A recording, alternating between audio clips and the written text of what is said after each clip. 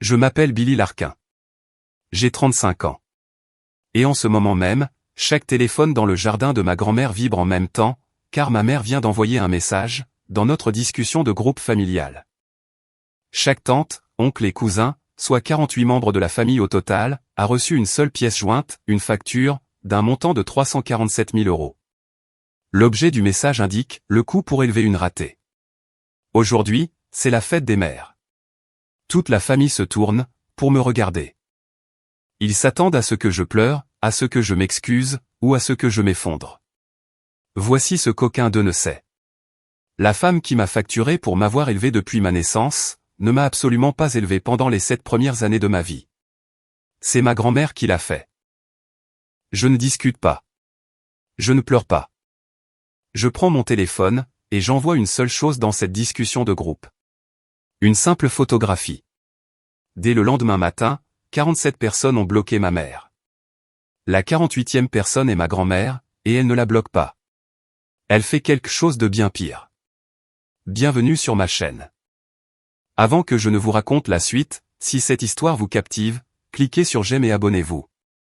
Mais seulement si vous voulez vraiment en entendre davantage, et dites-moi dans les commentaires d'où vous regardez, et quelle heure il est chez vous en ce moment. Très bien, laissez-moi vous ramener au tout début. La fête des mères, à Savannah, commence tôt. Les magnolias le long d'Abercorn Street étaient déjà lourds de fleurs, dès 7 heures du matin. Et, au moment où j'ai chargé ma voiture avec un 4x4 au citron à 3 étages, et une glacière remplie de compotées de fraises fraîches, l'air était si lourd qu'on aurait pu le couper au couteau. Je suis pâtissière. Je suis propriétaire de Lance, qui compte désormais 2 emplacements, plus une branche traiteur, qui m'occupe bien plus que je ne voudrais l'admettre. Je n'avais pas prévu cette carrière. J'en étais à ma 2e année de licence en enseignement, à Georgia Southern, quand grand-mère Pearl a eu sa première attaque. Il fallait bien que quelqu'un soit là pour elle. Ma mère n'était pas volontaire. Elle n'était revenue dans ma vie qu'à l'âge de mes 7 ans, après avoir épousé Gerald Vance, et eu Brooke. Et même alors, son attention allait à sa nouvelle famille, et non à l'ancienne. Brooke avait 13 ans, au moment de l'attaque de Pearl. Alors, j'ai quitté l'université, je suis retourné vivre à Savannah, et j'ai passé l'année suivante à partager mon temps. Entre le chevet de Pearl, et une cuisine commerciale, que je louais pour 400 € par mois. La pâtisserie est née par nécessité, et non par ambition. Mais rien de tout cela n'a d'importance, pour ma famille. Pour eux, je suis celle qui a abandonné ses études. Ma mère, Marlène Vance, a une façon bien particulière de présenter ses filles. Lors de n'importe quel rassemblement, Brooke passe toujours en premier. Mon bébé, 27 ans, qui se marie cet automne avec un merveilleux avocat. Ensuite, vient mon tour. Et Billy, elle fait des gâteaux. Elle prononce le mot gâteau, de la même manière qu'on parlerait de bricolage, pour le projet de collage d'un enfant. J'ai préparé des mariages pour 300 invités. J'emploie 11 personnes. L'année dernière, j'ai généré plus de revenus que son agence immobilière. Mais, dans la version familiale de Marlène, je suis toujours l'étudiante qui a abandonné, et qui s'amuse avec du glaçage. Je me suis garé dans l'allée de grand-mère Pearl cet après-midi-là, en portant un gâteau, que j'étais debout depuis 4 heures du matin pour terminer. Dans le sac à main de ma mère, comme je l'apprendrai plus tard, se trouvait un message, qu'elle avait rédigé il y a 3 semaines. La maison de Pearl Whitfield est située au bout d'un chemin de terre et de gravier, à Thunderbolt, juste au sud de la ville. C'est un cottage des années 1940, avec un porche grillagé qui s'enroule sur 3 côtés. Il y a un ventilateur de plafond, qui cliquait à chaque 4e rotation, et un magnolia dans la cour avant, si vieux qu'il penche de lui-même. C'est le seul endroit, où je me suis toujours senti complètement en sécurité. Grand-mère Pearl est venue m'accueillir, à la porte moustiquaire. À 81 ans, et mesurant 1,57 m, elle a les mains encore assez fermes pour enfiler une aiguille. Elle m'a serré dans ses bras, et cette étreinte sentait le talc à la lavande, mélangé au thé glacé. « Laisse-moi voir ce gâteau, ma chérie. » Elle l'a tenu à bout de bras, l'a tourné une fois, puis a hoché la tête. « Tu t'es surpassé. » Ensuite, elle m'a interrogé sur le contrat de traiteur, que j'avais décroché le mois dernier.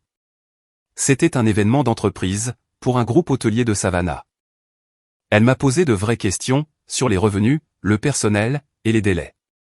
Pearl a été comptable, pendant toute sa vie active, et elle respecte les chiffres, de la même manière que certains respectent les textes sacrés. Elle est la seule personne de ma famille, qui considère mon travail, comme un véritable emploi. À l'intérieur, la maison était déjà pleine à craquer. Doua, la petite sœur de ma mère, disposait des œufs farcis sur un plateau. L'oncle Wayne bidouillait le barbecue, sur la terrasse arrière. Il y avait des cousins, des petits-cousins, des grands-tantes. Le grand rassemblement habituel des Whitfield, pour la fête des mères. Et puis, j'ai entendu la voix de ma mère, résonner depuis la cuisine.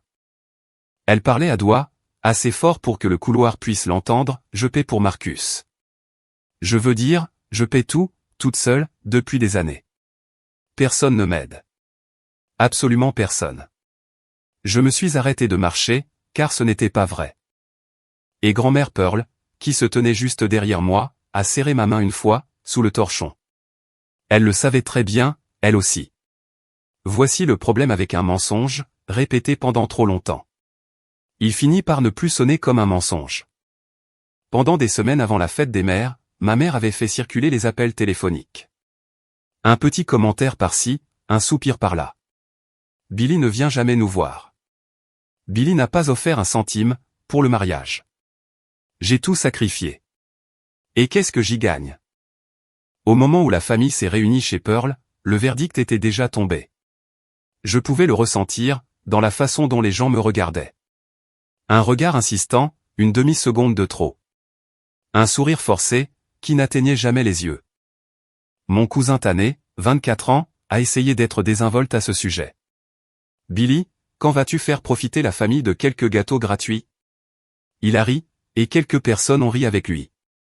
C'était le genre de blague, qui n'en est pas vraiment une. Brooke, ma demi-sœur, m'a touché le bras. Ne le prends pas personnellement, Billy. Il ne fait que plaisanter.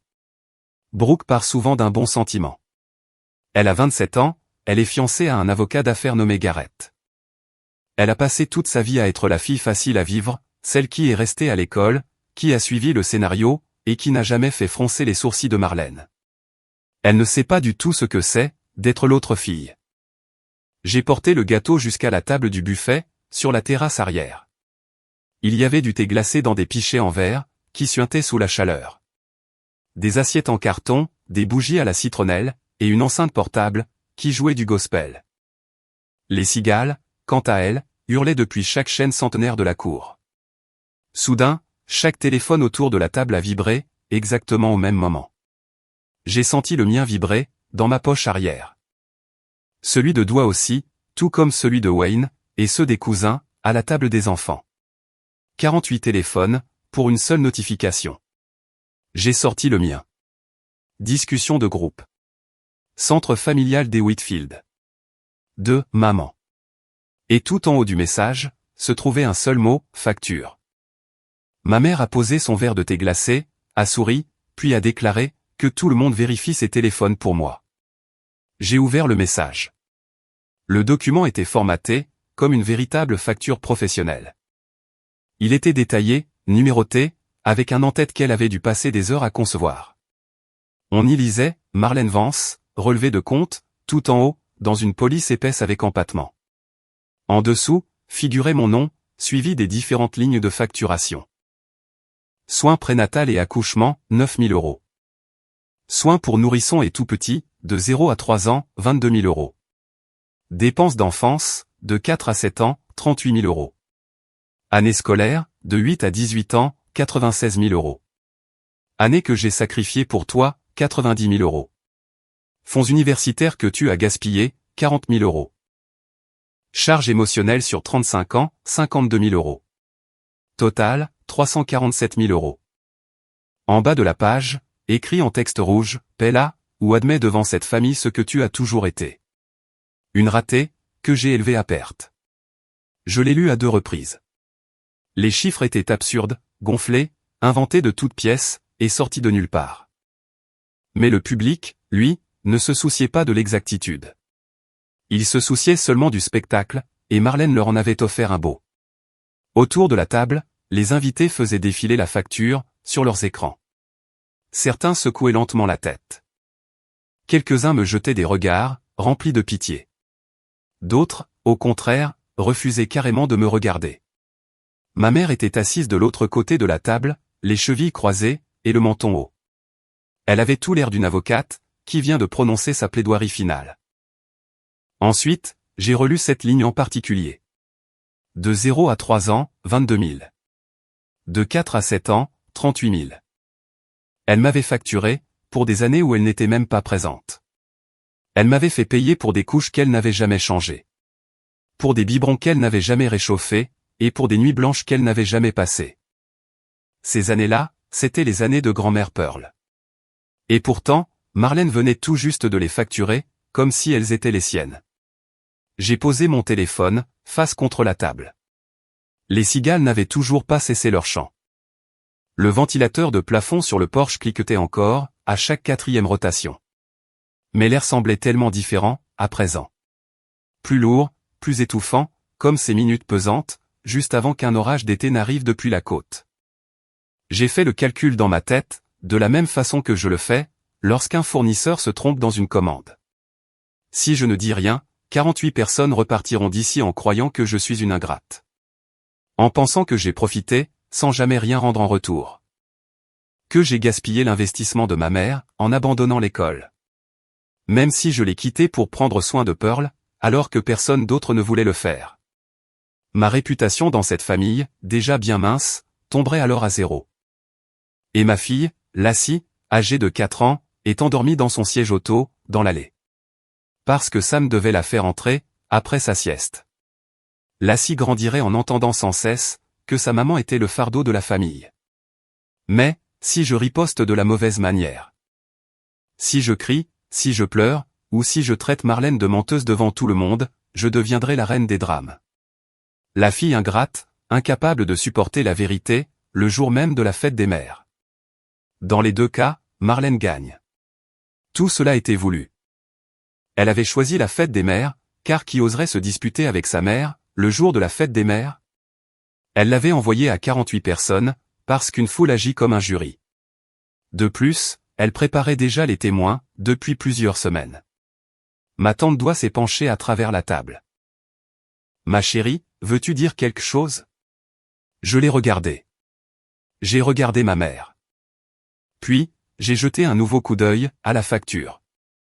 De 0 à 7 ans. Elle m'avait facturé 60 000 €, pour un rôle de mère qu'elle n'avait jamais assumé. Et, quelque part dans mon téléphone, enfoui dans un dossier que je n'avais pas ouvert depuis des mois, se trouvait une photographie, qui pouvait le prouver. Sous la table, j'ai senti une main se refermer doucement autour de la mienne. Pearl. Elle n'a pas prononcé un seul mot. Elle a simplement tenu ma main. Une prise ferme, sèche, et rassurante. La même prise, qui me guidait à travers cette cour, quand je n'avais que 3 ans. Elle savait très bien ce qu'il y avait, dans cette facture. Elle savait à quoi ressemblaient vraiment ces années, de 0 à 7 ans. Elle était présente. Elle était la seule, à être vraiment là. J'ai serré sa main, en retour. Voici ce que j'ai décidé, à ce moment précis. Je n'allais pas raconter mon enfance, à une table remplie de gens qui avaient déjà forgé leur opinion. Je n'allais pas faire la liste de toutes ces nuits, où Pearl m'avait bercé pour m'endormir. Ni de ces matins, où elle tressait mes cheveux avant la maternelle. Ni même de cet été, où elle m'a appris à lire. Elle utilisait les étiquettes des boîtes de conserve, car elle ne pouvait pas se permettre d'acheter des livres d'images. Non. Raconter une histoire aux gens, c'est leur laisser la place au doute. Mais, leur montrer des preuves, ne le permet pas. J'avais une seule photographie. Je savais exactement de laquelle il s'agissait. Elle avait été prise juste ici, sur ce porche, lors d'une fête des mères, il y a 33 ans. Moi, âgé de 2 ans, perché sur la hanche de Pearl. Toutes les deux, nous plissions les yeux sous le soleil. Derrière nous, se trouvait ce même magnolia, mesurant 6 mètres de moins. Sur la photo, il n'y a aucune trace de Marlène. Elle était partie. Elle était partie depuis plus d'1 an, déjà. Et Pearl. Pearl me tenait dans ses bras, de la manière dont les mères tiennent leurs enfants, quand il n'y a personne d'autre pour le faire. J'ai gardé une voix calme et posée. Maman, ta facture indique que tu m'as élevé depuis ma naissance. Marlène a levé le menton encore plus haut. C'est exact. Y compris de 0 à 7 ans. Chaque jour, sans exception. J'ai hoché la tête, lentement. Très bien. J'ai déverrouillé mon téléphone, ouvert ma pellicule, et fait défiler jusqu'à un dossier nommé « Pearl ». Et je savais qu'elle m'avait facturé pour des années, où elle n'était même pas là. Marlène a pris la parole en premier. « Eh bien, Billy, tu as lu le message. » Sa voix a porté à travers le jardin, comme si elle présidait une réunion. Elle était entraînée, très confiante. « Je l'ai fait, en effet, » ai-je répondu. Tout comme 48 autres personnes, d'ailleurs. Tant mieux. Qu'ils entendent tous la vérité. Quelle vérité, maman? Elle a plissé les yeux. Que je t'ai élevé. Que je me suis sacrifié pour toi. Et que je n'ai absolument rien eu, en retour. Depuis la naissance, ai-je demandé. Depuis ma naissance? Tu es bien sûr de ça. Une courte pause. Une demi-seconde, peut-être même moins. Son sourire n'a pas bougé d'un pouce. Mais ses doigts, eux, se sont resserrés autour de l'accoudoir de sa chaise. L'oncle Wayne, âgé de 73 ans, assis sur une chaise de jardin près du barbecue, s'est raclé la gorge. Il n'a rien dit dans l'immédiat. Il a simplement penché la tête, comme le font les hommes plus âgés, lorsque quelque chose ne tourne pas rond. Marlène l'a très vite remarqué. Elle s'est tournée vers lui, brusquement. « Wayne, tu t'en souviens, n'est-ce pas? J'étais là, tous les jours. » Wayne s'est gratté la mâchoire. « Marlène, je me souviens surtout que Pearl gardait ce bébé, très souvent. » De manière temporaire, a rétorqué Marlène. « Pendant que je travaillais. »« Et tu travaillais où ?» a demandé Wayne. Le silence est retombé sur le jardin. Quelque part, un oiseau moqueur appelait depuis le magnolia. Le ventilateur de plafond continuait ses cliquetis. Marlène a redressé le dos. « Je n'ai pas à me justifier auprès de toi, Wayne. » Puis, elle s'est tournée vers le reste de la table. « Je n'ai pas à me justifier, auprès d'aucun d'entre vous. C'est moi, qui ai élevé mes deux filles. C'est moi, qui me suis privé pour qu'elles puissent avoir tout ce qu'elles ont. » Doigt, qui regardait la scène avec sa fourchette figée à mi-chemin vers sa bouche, a abaissé son assiette. Marlène, elle marque un point. Où étais-tu exactement, pendant ces premières années? La mâchoire de Marlène s'est crispée. J'essayais de remettre de l'ordre dans ma vie. C'est ce que font les mères. Elles se reconstruisent. Et qui gardait Billy, pendant que tu te reconstruisais, a insisté Wayne. C'est à ce moment-là, que Pearl a posé sa fourchette. Je pouvais sentir l'atmosphère à table basculer. Pas physiquement, bien sûr, mais émotionnellement. Ceux qui approuvaient Marlène de la tête, 5 minutes plus tôt, alternaient désormais leurs regards. Entre elle et Wayne, puis entre elle et Pearl. Et, décidément, les calculs n'étaient pas bons. J'ai insisté, mais tout en douceur. Maman, ta facture liste les soins pour nourrissons à 22 000 €. C'est exact. Et les dépenses d'enfance, de 4 à 7 ans, à 38 000 €. Je t'ai élevé, Billy. À quelle adresse habitions-nous, quand j'avais 3 ans? Silence complet. Marlène a cligné des yeux. Nous avons beaucoup déménagé. Nous n'avons pas bougé d'un pouce, maman. J'habitais ici, dans cette maison, avec grand-mère. C'était du provisoire. Je l'ai déjà dit. 3 ans, c'est juste temporaire. Je travaillais, Billy. Je me bâtissais une carrière, pour pouvoir t'offrir un avenir. Sa voix a monté d'une demi-octave, et je l'ai immédiatement reconnu. C'était ce ton, qu'elle emploie lorsqu'une affaire immobilière tourne mal, et qu'elle a besoin que l'acheteur arrête de poser des questions. Autour du jardin, les téléphones brillaient encore. Les invités relisaient la facture, mais cette fois-ci, ils la lisaient avec un œil différent. Tané a baissé son téléphone. Les lèvres de Tante Doigt étaient pincées, formant une ligne très fine. Je ne criais pas. Je ne la traitais pas de menteuse. Je ne faisais que demander des dates, et des adresses. Et force était de constater, que les dates et les adresses ne correspondaient pas à la fameuse facture. Mon cousin Tané, celui-là même qui avait plaisanté sur les gâteaux gratuits 1 heure plus tôt, a regardé sa mère, Doigt. Il lui a murmuré quelque chose que je n'ai pas pu entendre. Doigt a hoché la tête, avant de se tourner vers Marlène. Marlène, elle a raison. Les narines de Marlène se sont dilatées. Vous allez tous prendre son parti, après tout ce que j'ai fait? Personne n'a daigné répondre. Le chant des cigales a comblé ce silence. Je n'avais pas encore montré la photographie. Je voulais voir jusqu'où elle irait. Marlène a fait ce qu'elle fait toujours, lorsqu'elle sent que l'assemblée lui échappe. Elle s'est levée. Elle a repoussé sa chaise, a pressé ses deux paumes à plat sur la table, et s'est adressée à la foule. Comme un pasteur, lors d'un rassemblement évangélique. Que je sois bien clair, a-t-elle proclamé. J'ai porté cette fille, pendant 9 mois. Je lui ai donné la vie. Je suis revenu pour elle. Je l'ai inscrite à l'école. Je l'ai conduite à chaque activité, à chaque rendez-vous médical, à chaque. Tu m'as inscrite en CE2, les jeux coupés. J'avais déjà 8 ans. Un nouveau silence a suivi. Car, être inscrite en CE2, signifie que quelqu'un d'autre s'est occupé de la maternelle, du CP et du CE1. Et absolument tout le monde, à cette table, est allé à l'école. Ils connaissent tous très bien la chronologie. La voix de Marlène s'est faite plus tranchante. Tu déformes tout. Je ne déforme rien. Je ne fais qu'énoncer une classe. Brooke, qui était assise à côté de Marlène, a regardé sa mère. Avec une expression que je ne lui avais jamais vue auparavant. Ce n'était pas de la colère, mais plutôt de la confusion. Maman, tu as toujours dit que tu avais élevé Billy toute seule, dès le début. Et c'est le cas. Alors, qui l'a inscrite à la maternelle? Marlène s'est retournée vers Brooke. Ma chérie, cela ne te regarde pas, c'est pourtant une question simple. Le jardin semblait soudain beaucoup plus petit. La table du buffet, débordante de gratin, de pain de maïs, et de ce fameux gâteau au citron pour lequel je m'étais levé à 4 heures du matin, se dressait entre nous. Telle la table d'un arbitre. Pearl s'est levée, lentement. Elle a 81 ans, et ses genoux ne sont plus ce qu'ils étaient. Mais, lorsque Pearl Whitfield se lève, tout le monde le remarque. Elle n'a pas prononcé un mot. Elle est rentrée dans la maison, par la porte moustiquaire, et nous avons tous entendu le grincement du ressort, suivi du claquement de la porte derrière elle. 30 secondes plus tard, elle est ressortie.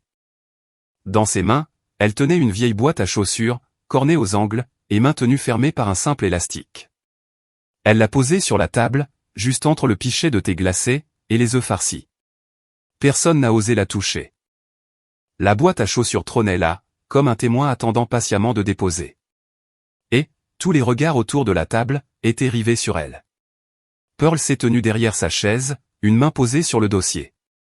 Cette boîte, a-t-elle commencé, est restée dans mon placard, pendant 30 ans. À l'intérieur, se trouvent des photographies, des lettres, et chaque reçu que j'ai conservé. Depuis le jour où Billy est né, jusqu'au jour où Marlène est revenue la chercher. Le visage de Marlène a pâli, sous son fond de teint. Maman, ne fais pas, tais-toi. Pearl n'a pas élevé la voix. Elle n'en avait pas besoin. Elle avait une façon bien à elle de dire tais-toi, qui résonnait comme le point final d'une dispute. Pas comme une requête, mais comme un verdict implacable. J'ai gardé tout ceci, parce que je suis comptable. C'est mon métier. Je garde des traces écrites. Elle m'a regardé. Billy, veux-tu que j'ouvre ça? J'ai secoué la tête. Pas encore, grand-mère. Laisse-moi d'abord régler ça. Elle a hoché la tête une fois, puis s'est rassise. Cependant, la boîte est restée sur la table, son élastique toujours en place, juste à côté du thé glacé. J'ai observé Marlène la fixer. Elle savait pertinemment ce qu'elle contenait. Elle le devait bien, puisqu'elle était présente, lorsque la majeure partie de son contenu a été écrite. Et la particularité des archives, tenues par une femme qui a passé 40 ans de sa vie à équilibrer des registres comptables, c'est qu'elles ne mentent jamais. Elles n'exagèrent rien. Elles n'arrondissent pas les chiffres, pour compenser une charge émotionnelle. Elles restent simplement là, dans une boîte à chaussures, silencieuse et d'une précision chirurgicale. Jusqu'à ce que quelqu'un en ait besoin. Brooke s'est penché, et a chuchoté quelque chose à Marlène. Je n'ai pas pu saisir les mots, mais j'ai parfaitement capté le ton. C'était la toute première fois, que j'entendais Brooke murmurer à notre mère, de manière à formuler une véritable question, et non un simple accord. La boîte à chaussures n'avait même pas encore été ouverte, qu'elle changeait déjà l'atmosphère environnante. J'ai regardé à nouveau mon téléphone. Le compteur des notifications de la discussion de groupe ne cessait de grimper. Les membres qui n'étaient pas présents au barbecue réagissaient. Des cousins à Atlanta, une tante à Jacksonville, les enfants du frère de Pearl à Macon. La plupart d'entre eux répondaient avec des points d'interrogation. Quelques-uns écrivaient « Marlène, qu'est-ce que c'est que ça ?» Il y en avait un d'un grand-oncle, cela me paraît excessif. Ma mère avait envoyé cette facture à 48 personnes, parce qu'elle désirait ardemment un jury. Elle voulait que tout le poids de la famille Whitfield s'abatte sur moi. Jusqu'à ce que je craque, et que je présente mes excuses. Mais voici l'erreur dans ces calculs. Une discussion de groupe, cela ne va pas que dans un seul sens. Une fois que vous ouvrez cette porte, tout le monde s'y engouffre. Et tous ne marchent pas forcément, dans votre direction. J'ai fait un rapide inventaire mental. Sur ces 48 personnes, au moins 12 étaient assez âgées, pour se souvenir des années où Pearl m'avait recueilli. Wayne s'en souvenait.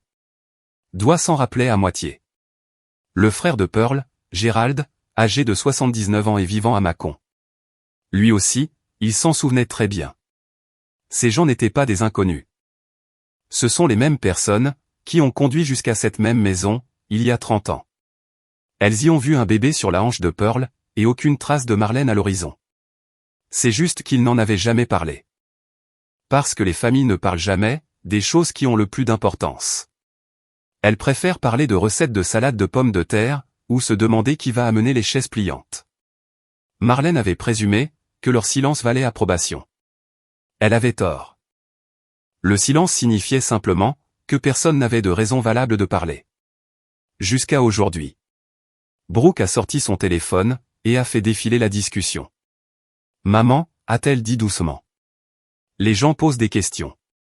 Laisse-les demander, a répondu Marlène. Mais sa voix avait perdu un demi-décibel de son assurance habituelle, et je m'en suis aperçu. Et Pearl, également.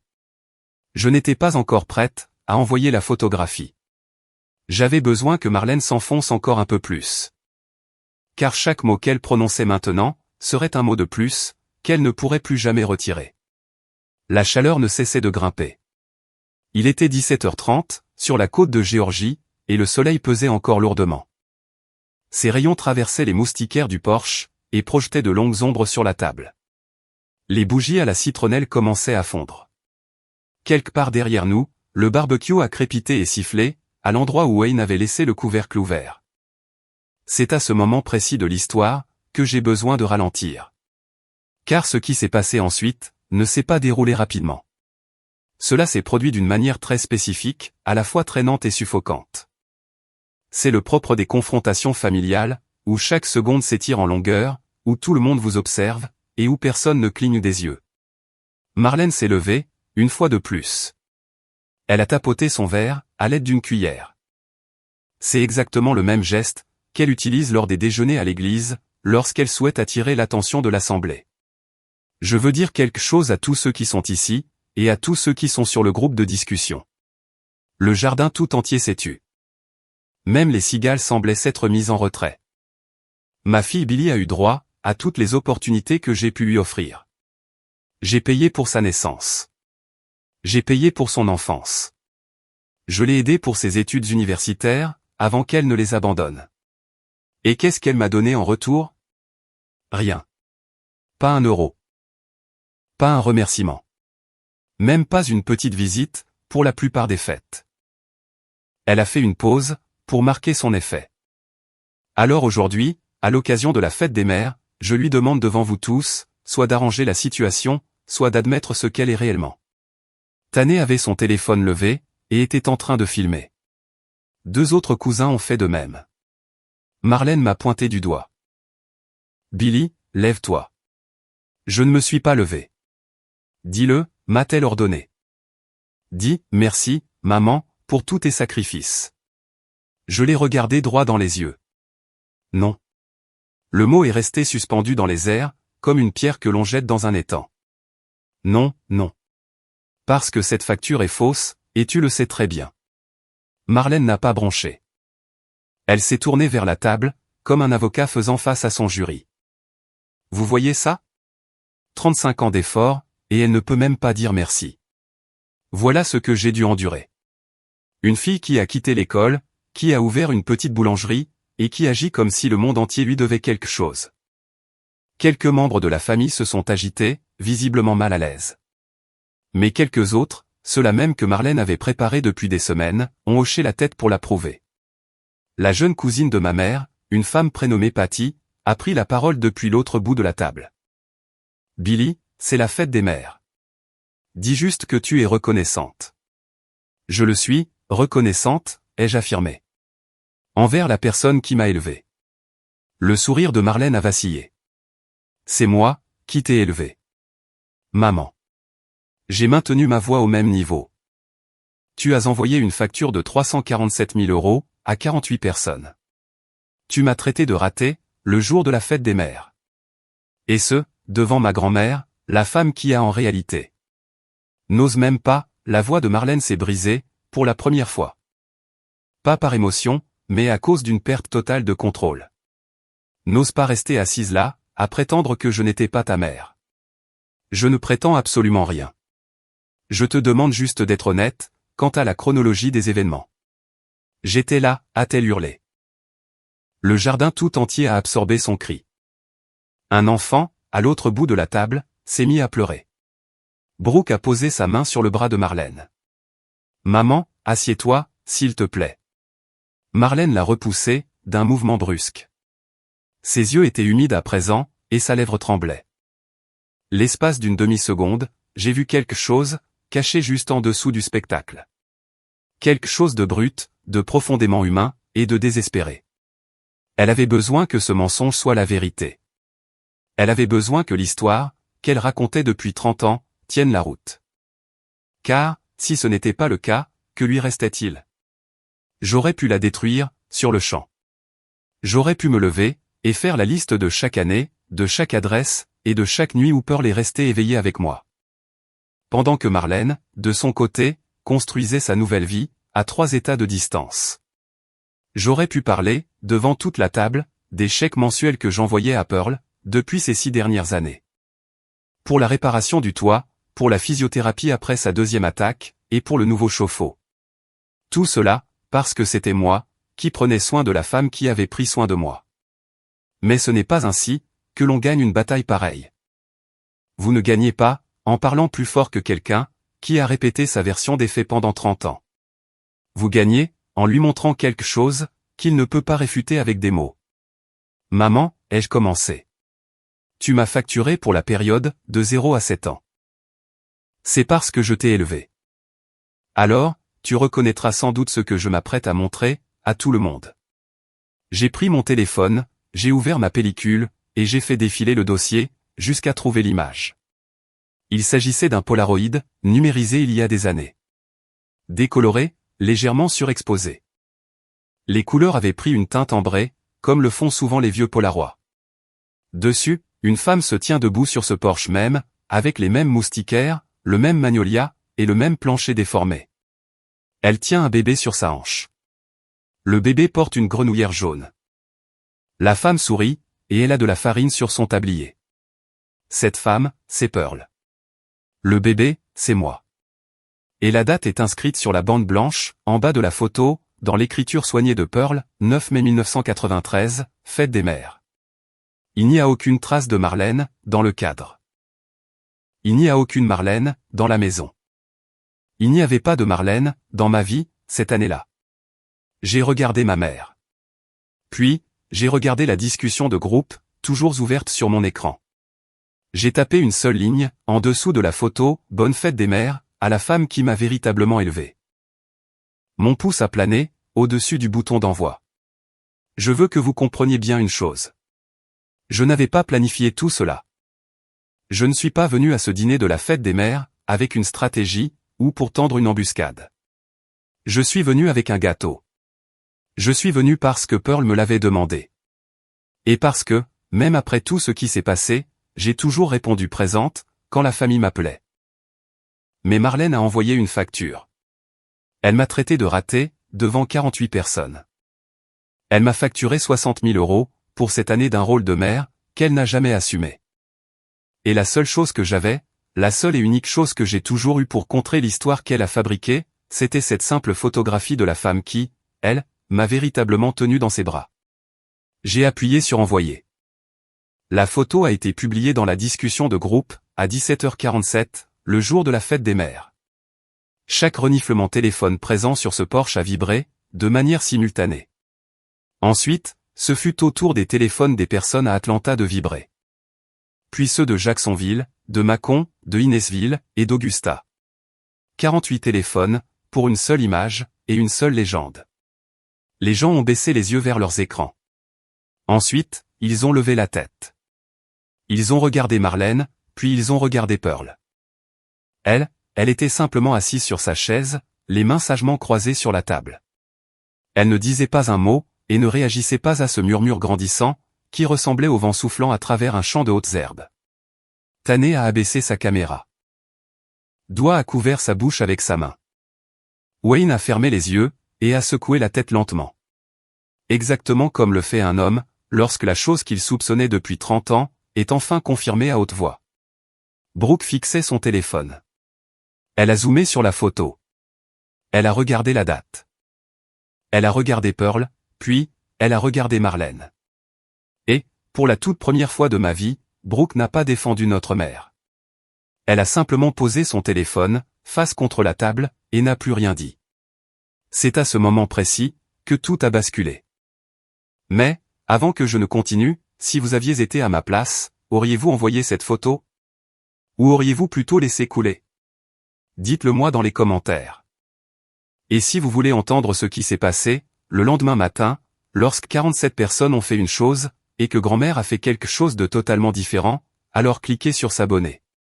Car ce qui va suivre, est une chose que je n'aurais jamais vu venir. La première personne à prendre la parole fut l'oncle Wayne. Il ne s'est pas adressé à Marlène, mais à toute la table. Je me souviens de ce Porsche, a-t-elle déclaré, en pointant l'écran de son téléphone. Je me souviens de Pearl, se tenant juste là, avec ce bébé. C'était pendant l'été 93.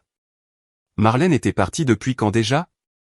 Depuis Thanksgiving, de l'année précédente. Wayne, a répliqué Marlène, d'un ton sec. J'étais à Tallahassee. Tu es resté à Tallahassee pendant 2 ans, Marlène. Doigt a levé les yeux de son téléphone. Marlène, tu l'as facturé pour les années, où c'est maman qui l'a élevé. Cette photographie ne prouve absolument rien. La voix de Marlène était devenue stridente. Elle prouve que quelqu'un d'autre tient ton bébé, a rétorqué Wayne. Et que ce n'est pas toi. Une petite cousine, nommée Judy, âgée de 61 ans et assise près du barbecue, a regardé Pearl. Madame Pearl, est-ce que c'est vrai? Vous avez gardé Billy, pendant toutes ces premières années? Pearl a plié sa serviette une fois, puis une seconde fois. 7 ans, a-t-elle répondu, le plus simplement du monde. Depuis le jour où Marlène l'a laissée dans un couffin sur mon Porsche, jusqu'au jour où elle a repris la route pour venir la chercher. Billy avait 7 ans. Elle avait d'ailleurs déjà perdu sa première dent, juste ici, dans cette cuisine. Ce détail, celui de la première dent, a provoqué quelque chose autour de la table. Cela a rendu le chiffre de 7 ans, beaucoup plus réel. Il ne s'agissait plus seulement de factures, désormais. Il s'agissait d'une grand-mère arrachant une dent de lait, pour glisser une pièce sous un oreiller. D'une grand-mère qui tressait des cheveux pour le jour de la photo de classe, et qui préparait le petit déjeuner chaque matin. Pendant que sa propre fille était ailleurs, en train de se bâtir une vie qui n'incluait même pas son enfant. Marlène a agrippé le bord de la table. Je suis revenu. Je suis revenu, et je l'ai élevé à partir de là. Ça compte pour quelque chose, non? Personne n'a dit le contraire, lui ai-je répondu. Mais tu n'as pas le droit de me facturer, pour les années que tu as manquées. Pearl a tendu la main vers mon téléphone. Je le lui ai donné. Elle l'a tenu en hauteur, de façon à ce que toute la table puisse bien le voir. C'est moi, qui ai pris cette photo. C'était la fête des mères, en 1993. Billy avait 2 ans. Et je l'avais avec moi, depuis qu'elle avait 4 mois. Elle a reposé le téléphone. Je ne l'ai pas élevée à perte. Je l'ai élevée parce qu'elle était à moi, parce que sa mère était partie, et qu'il fallait bien que quelqu'un s'en charge. J'ai observé Marlène. Elle serrait la coudoir de sa chaise avec une telle force, que ses jointures en étaient devenues toutes blanches. Maman, tu n'as pas besoin de... Si, j'en ai besoin. La voix de Pearl était parfaitement égale. Égale comme l'est un niveau à bulles, parfaitement calibré. Sans laisser la moindre place au décalage. Pendant 30 ans, j'ai gardé le silence, parce que tu es ma fille, et que je pensais que tu finirais par changer d'attitude. Je pensais que tu te dirais au moins la vérité, à toi-même, même si tu étais incapable de la dire aux autres. Elle a fait une courte pause. Le ventilateur de plafond a cliqueté. Mais aujourd'hui, tu as osé envoyer une facture. Tu as fait payer 60 000 € à cet enfant, pour les années que moi j'ai passées à la bercer. À lui apprendre l'alphabet sur des boîtes de soupe. Et à l'accompagner jusqu'à l'arrêt de bus, chaque matin sous la pluie. Pearl m'a regardé. C'est moi, qui lui ai appris à lire. C'est moi, qui lui ai appris à doser la farine. C'est moi, qui lui ai appris à dire s'il vous plaît, et merci. Et quand elle a grandi, et qu'elle a ouvert sa propre boulangerie, je me suis dit, ça, c'est ma cuisine. C'est ce qu'elle a appris. Dans ma cuisine. Ma gorge s'est nouée. Je n'ai pas pleuré. Pas là, en tout cas. Pas devant 48 personnes, et face au visage effondré de ma mère. Mais j'en avais terriblement envie. Car Pearl n'avait jamais prononcé ces mots, auparavant. Elle me l'avait montré de 1001 façons différentes, certes, mais elle ne l'avait jamais formulé à voix haute. Maintenant, elle venait de le faire, et tout le monde l'avait entendu. Cette année qui a fini par crever l'abcès. Il avait passé son temps à faire défiler la discussion sur son téléphone, lisant les réponses des proches qui n'étaient pas présents physiquement. Il a levé les yeux, avec une expression étrange sur le visage. « Tante Marlène » a-t-il dit. « Pourquoi faire ça maintenant ? Pourquoi avoir envoyé cette facture aujourd'hui ? Juste avant le mariage de Brooke. » La question est restée en suspens. Marlène n'a fourni aucune réponse. Brooke s'est alors tourné vers elle. « Maman. » Toujours aucune réaction. La voix de Brooke s'est faite plus basse. « Maman, est-ce que nous avons des problèmes d'argent ? » Marlène a pincé les lèvres, et elle s'est mise à fixer le magnolia. Comme si cet arbre lui devait, lui, une réponse. « Parce que reniflement j'ai vu le devis du traiteur, » a poursuivi Brooke. « Et la compte pour la salle de réception, et la facture du fleuriste. » « Maman, d'où provient tout cet argent ? » Doigt a posé son assiette. « Marlène, tu m'avais bien dit que tu gérais tout le mariage de Brooke. » « C'est le cas. »« Avec quel argent ?» a interrogé Wayne. « Tes commissions ont chuté, depuis que le marché s'est retourné. »« Je le sais très bien, car mon voisin avait mis sa maison en vente dans ton agence, et il a fini par se retirer. » L'atmosphère du jardin, d'abord tendue, s'est transformée en quelque chose de bien pire. Une compréhension totalement silencieuse. La famille entière était en train de faire les mêmes calculs que j'avais fait il y a des mois. Marlène ne m'avait pas envoyé cette facture, parce qu'elle estimait que j'avais une dette envers elle. Elle me l'avait envoyée, tout simplement parce qu'elle avait besoin d'argent. La ratée, qu'elle avait prétendument élevée à perte, était censée rédiger un chèque assez gros, pour pouvoir couvrir les frais d'un mariage qu'elle n'avait pas les moyens de payer. Ma demi-sœur a regardé ma mère. Avec ce regard que l'on a pour une carte routière, lorsqu'on réalise qu'on conduit dans la mauvaise direction depuis des heures. « Tu m'avais dit que Billy était égoïste », a doucement glissé Brooke. « Tu m'avais dit qu'elle ne t'avait jamais rien donné en retour. » Marlène a finalement pris la parole. « C'est le cas. Elle a payé pour le toit de grand-mère, » l'a contredite Brooke. « Et aussi pour sa physiothérapie. Grand-mère me l'a confié, à Noël dernier. Elle m'avait facturé, pour des années où elle n'était même pas là. Et au final, cette facture n'avait jamais été à propos du passé. Elle ne concernait que le mariage de Brooke. Je me suis levé. Ni trop vite, ni de façon dramatique. J'ai repoussé ma chaise, comme on le fait quand le dîner est terminé, et qu'il est temps de débarrasser la table. Je n'ai pas envoyé cette photo pour t'humilier, maman. Marlène refusait de croiser mon regard. Je l'ai envoyée, parce que j'en ai assez d'être traité comme quelqu'un que je ne suis pas.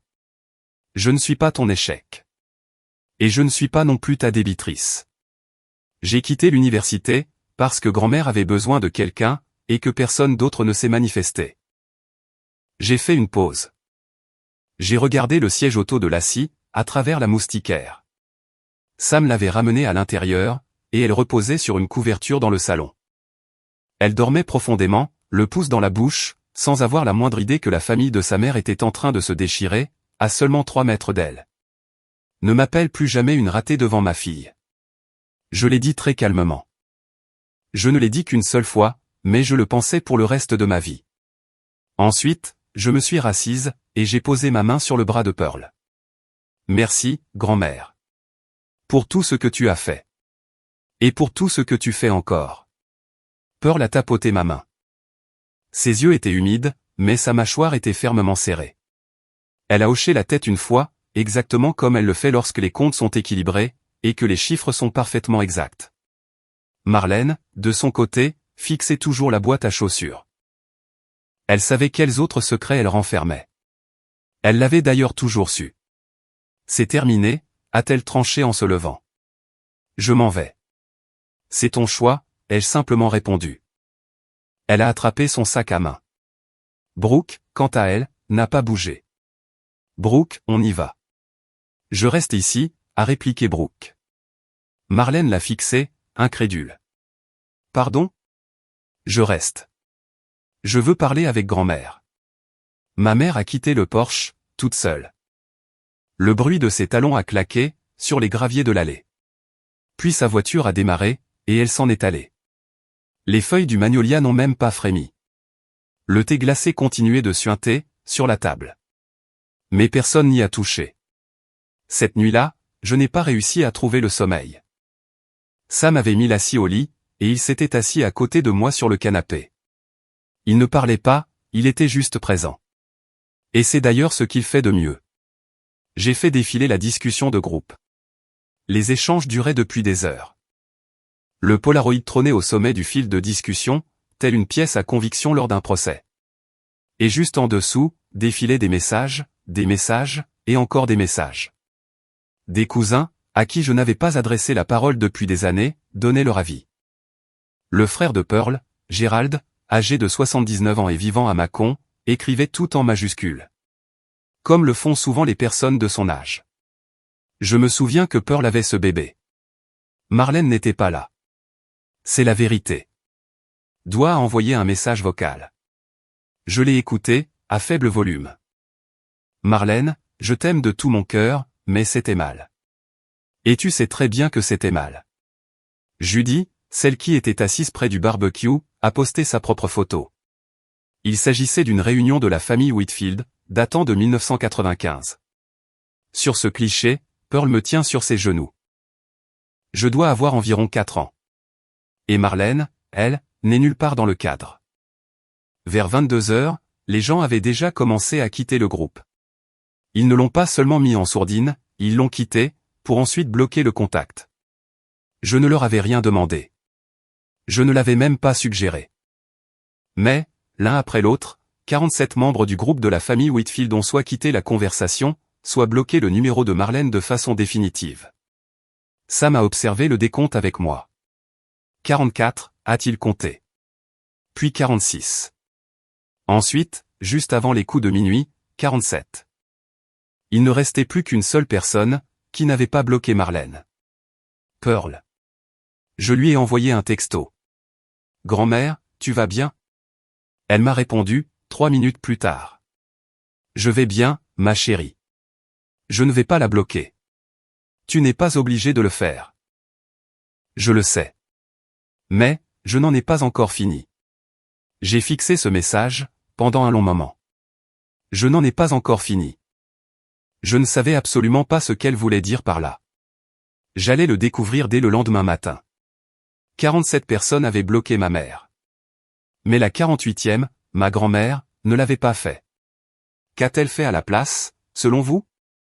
L'a-t-elle pardonné, ou a-t-elle fait quelque chose de beaucoup plus lourd de sens? Essayez de deviner dans les commentaires, avant que je ne vous le révèle. Et si vous êtes accrochés, n'hésitez pas à vous abonner. Parce que ce que ma grand-mère a fait, le lendemain matin, c'est vraiment la partie de cette histoire que je n'oublierai jamais. C'est le moment précis auquel je repense souvent, la nuit. L'après-midi suivant, Pearl a convoqué une réunion. Pas en passant par la discussion de groupe, mais par téléphone, en passant un appel à la fois. de la même façon qu'elle l'a toujours fait, depuis 60 ans. Venez à la maison, à 15 heures. J'ai quelque chose à vous montrer à tous. J'ai pris la route avec Lassie assise sur la banquette arrière, la boule au ventre. Sam, lui, est resté à la maison. Il a dit que c'était une affaire concernant les Whitfield, et il avait tout à fait raison. À mon arrivée, le porche était de nouveau rempli de monde. Il y avait Doig, Wayne, Tanné, Judy, et Gérald. Ce dernier avait tout de même conduit pendant 3 heures, depuis Mâcon, avec une poignée d'autres personnes. Brooke était également là. Elle était assise sur la balancelle du porche, les bras croisés, et avait l'air de ne pas avoir dormi de la nuit. Par contre, il n'y avait aucune trace de Marlène. Pearl était assise en bout de table. Celle-ci avait été débarrassée de tout, à l'exception de la fameuse boîte à chaussures. Grand-mère semblait plus petite que la veille, et je me suis demandé, un instant, si tout cela n'était pas trop lourd à porter pour elle. La confrontation, la chaleur étouffante, et le poids des révélations qu'elle s'apprêtait à faire. Puis, elle a levé les yeux vers moi, et j'ai compris. J'ai vu cet acier trempé, dissimulé juste derrière sa douceur. Ce même regard qu'elle me lançait, quand j'avais 8 ans et que je rentrais de l'école en pleurant. Ce regard qui voulait dire « on va régler ça ». J'ai gardé cette boîte pendant 30 ans, a déclaré Pearl. Sa voix était d'une clarté absolue. Je l'ai gardée, car j'espérais ne jamais avoir à m'en servir.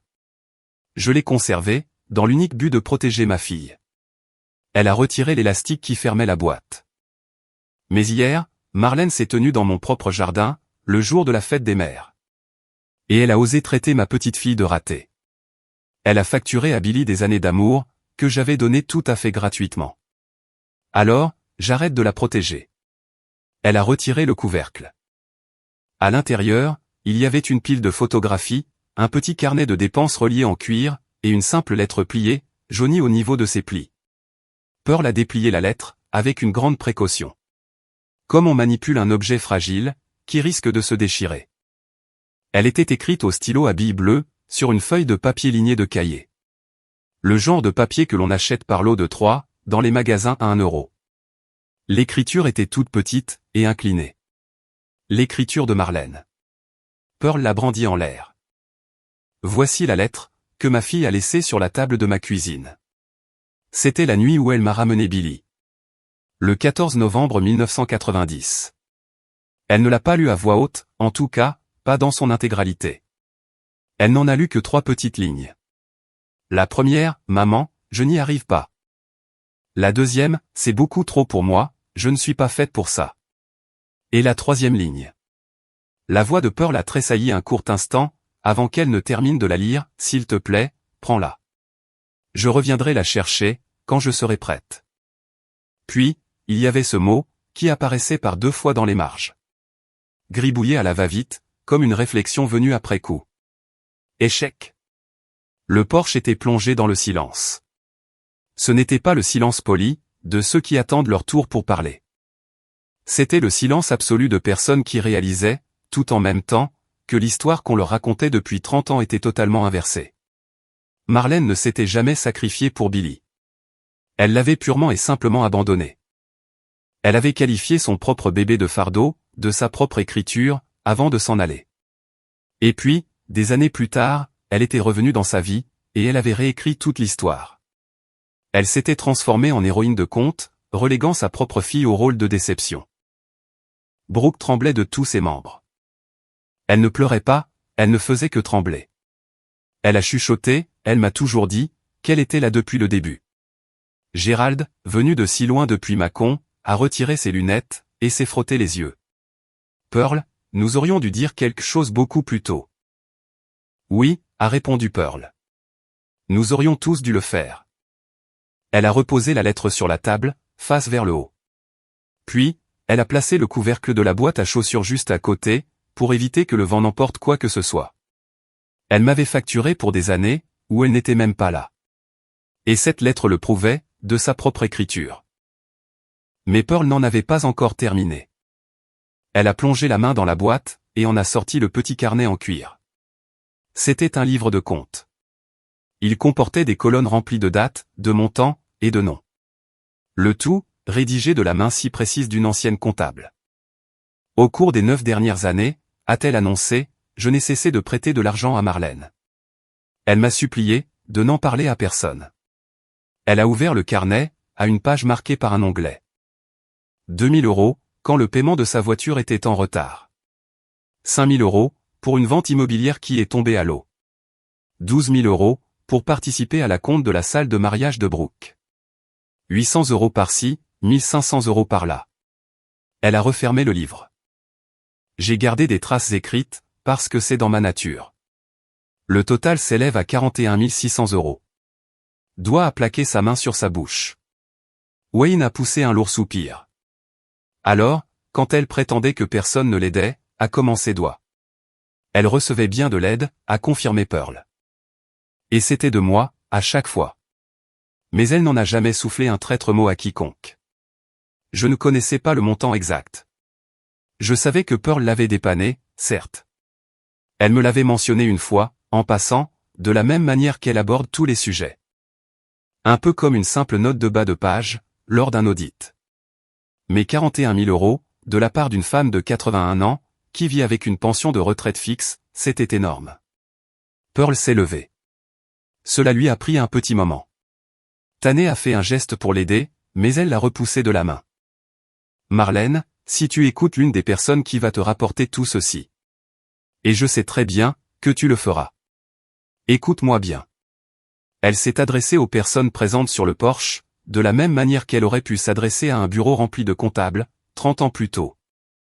C'était direct, et sans aucune fioriture. J'en ai assez. Fini l'argent. Fini de couvrir tes mensonges. Et jusqu'à ce que tu dises la vérité, la vraie vérité, à tes filles, à cette famille, et à toi-même, tu n'es plus la bienvenue dans cette maison. Et c'était tout. Pas de cris, pas d'insultes, et pas de larmes. Juste une limite très claire, tracée à l'encre indélébile, par une ancienne comptable de 81 ans. Une fois que Pearl eut terminé, Brooke s'est approchée de moi. Elle se tenait debout, sur les marches du porche, avec des traces de mascara coulant sur ses joues. Sa bague de fiançailles captait la lumière de cette fin d'après-midi. Billy, j'ai attendu. Je l'ai cru. Toute ma vie durant, j'ai cru tout ce qu'elle me racontait. Que tu étais foncièrement égoïste, que tu étais parti, et que tu te fichais pas mal de nous. Elle a essuyé son visage, du revers de sa main. Je suis tellement désolé. Je l'ai serré dans mes bras. Je n'avais pas prévu de le faire. C'est simplement arrivé, comme cela arrive souvent, lorsqu'une personne dont vous vous êtes éloigné, arrête enfin de faire semblant. Elle m'a étreinte plus longtemps, que je ne l'aurais imaginé. J'ignorais tout de l'existence de cette lettre, a-t-elle murmuré contre mon épaule. Je ne savais pas, qu'elle t'avait abandonné. Je le sais. Et pour l'argent que tu as envoyé à grand-mère, le toit, la thérapie, tout ça. Maman m'a toujours dit, que tu n'avais jamais contribué à quoi que ce soit. Maman t'a dit beaucoup de choses, Brooke. Elle s'est reculée, et m'a regardé dans les yeux. Qu'est-ce que je dois faire, maintenant? Tu découvres ce qui est vrai, et tu pars de là. Je n'en ai pas rajouté. Je n'ai pas fait la liste des péchés de Marlène. Et je n'ai pas exigé non plus, que Brooke choisisse un camp. Je n'ai absolument rien posté sur Internet. Et je n'ai appelé personne, pour m'assurer qu'ils avaient bien entendu la version correcte de l'histoire. J'avais dit ce qui devait être dit. La photographie, de son côté, s'était chargée du reste. Et la lettre, cette fameuse lettre écrite de la propre main de Marlène, avait raconté tout le reste. Sur le chemin du retour, Sam m'a demandé si j'allais bien. J'ai regardé la mousse espagnole défiler, à travers la fenêtre de la voiture. Lassie chantonnait toute seule, sur la banquette arrière. C'était une petite chanson, qu'elle avait apprise de Pearl. Une vieille berceuse. La même que Pearl avait l'habitude de me chanter, quand j'avais l'âge que Lassie a aujourd'hui. Ouais, elle soufflait. Je crois que je vais bien. 2 semaines plus tard, les retombées s'étaient transformées en quelque chose de bien plus mesurable.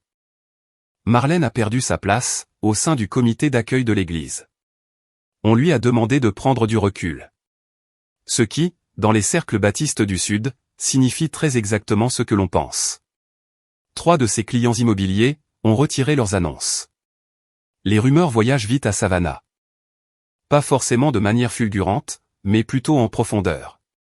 C'est comme l'eau qui s'infiltre dans des fondations, jusqu'au beau matin, où vous finissez par remarquer la fissure. Le grand mariage de Brooke a été annulé. Pas l'union en elle-même, mais la grosse production qui allait avec. À la place, Gareth et elle se sont rendus au tribunal. Elle portait une simple robe d'été blanche. Elle m'a confié, par la suite, que c'était la meilleure décision qu'elle n'ait jamais prise. Il s'avère que je n'avais pas besoin de 200 personnes, pour me regarder dire oui. J'avais juste besoin, d'y croire profondément. Pearl, fidèle à sa parole, n'a plus appelé Marlène. Elle ne lui a envoyé aucun message. Et, elle ne lui a plus versé le moindre centime. Marlène, quant à elle, a commencé à suivre une thérapie. J'ai appris par le biais de Brooke, qu'elle avait pleuré pendant 40 minutes d'affilée, lors de sa 2e séance. Je n'en ai retiré aucune satisfaction. Je me suis juste senti incroyablement fatigué. Ma propre vie n'a pas changé de manière spectaculaire, pour autant. Je suis retourné au travail le mardi, et j'ai étalé la pâte pour préparer 600 biscuits, destinés à un petit déjeuner d'entreprise.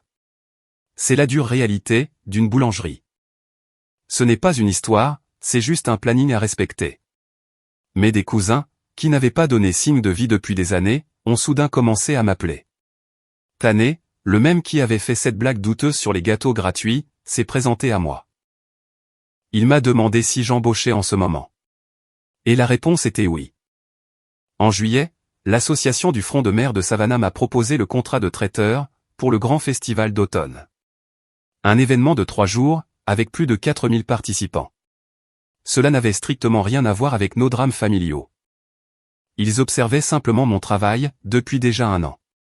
Ce que j'ai fini par publier sur les réseaux, quelques semaines plus tard, c'est une photographie. On y voit Pearl, du haut de ses 81 ans, en train de manger du 4/4 au citron au comptoir de ma boutique, avec de la farine dans les cheveux. Avec cette légende, la femme qui m'a élevé. Marlène a aimé la photo. Elle n'a laissé aucun commentaire, elle a juste cliqué sur le petit cœur. Ce n'était pas de véritables excuses. Ce n'était clairement pas suffisant. Mais, c'était de loin la première chose honnête, qu'elle faisait depuis 30 ans. En août, Pearl m'a invité à souper. Au menu, rôti de bœuf, belle vaisselle de porcelaine, été glacé fait maison. Je n'ai pas ouvert cette boîte, pour blesser ta mère, m'a-t-elle confié. Je l'ai ouverte, parce qu'elle s'est tenue dans mon jardin. Et qu'elle a osé traiter le fruit de mon propre travail, de raté. Elle a posé sa cuillère sur la table. J'ai fait le choix de t'élever, alors que j'avais déjà 50 ans, et que ma pension couvrait à peine les besoins d'une seule personne. Et je referai ce choix tous les jours de ma vie, s'il le fallait. Mais, je refuse de rester assise, dans ma propre maison. Et de laisser quelqu'un te facturer. Pour l'amour que je t'ai porté. Tu ne l'as pas détruite. Elle s'est détruite toute seule. Tu as simplement arrêté, de porter le poids de ses propres mensonges. Nous avons mangé en laissant la porte moustiquaire grande ouverte. L'air sentait bon le magnolia, et l'herbe fraîchement coupée. Tandis que le ventilateur de plafond, imperturbable, cliquetait à chaque 4e rotation. Arrive Thanksgiving. De retour à la maison de Pearl. La table est dressée pour 14 personnes. Un comité plus restreint, certes, mais chaque personne présente a véritablement choisi d'être là. À travers la fenêtre de la cuisine, j'aperçois la voiture de Marlène. Elle reste assise derrière son volant, pendant une bonne minute. Puis, elle entre enfin, et demande à Pearl si elle peut l'aider. Pearl lui tend un couteau d'office. Des carottes. Lorsqu'elle me remarque, elle s'adresse à moi. Billy, je suis contente que tu sois venu. J'avais dit que je viendrais. Ta boutique, le contrat pour le festival. C'est vraiment quelque chose de grand. Merci, maman. Pas de câlin, et pas de réconciliation larmoyante non plus. Elle est en pleine thérapie. Elle essaie de faire des efforts. Après le dîner, je m'assois sur le porche avec ma fille Lassie, et j'affiche le Polaroid sur l'écran de mon téléphone. Tu vois cette dame? C'est ton arrière-grand-mère Pearl. Et ce bébé-là? Eh bien, c'est maman. Elle te tient dans ses bras, s'exclame Lassie. Oui, mon bébé. Elle m'a tenu dans ses bras, pendant très longtemps. Ma mère m'a envoyé une facture de 347 000 €, dans le but de prouver que j'étais une ratée. J'y ai répondu, par le biais d'une seule et unique photographie. Et c'est alors que la vérité m'a élevé, une seconde fois. Si cette histoire vous a marqué, n'hésitez pas à cliquer sur j'aime et à vous abonner. Si vous vous êtes déjà défendu au sein de votre propre famille, racontez-le moi dans les commentaires. Consultez la description pour découvrir d'autres histoires. Et à la prochaine.